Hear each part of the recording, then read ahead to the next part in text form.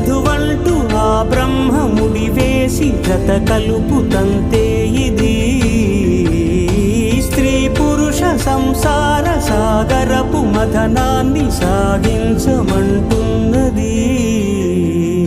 జన్మంటూ పొంది జన్మివ్వలేని మనుజునకు సార్థక్యముండదు కదా.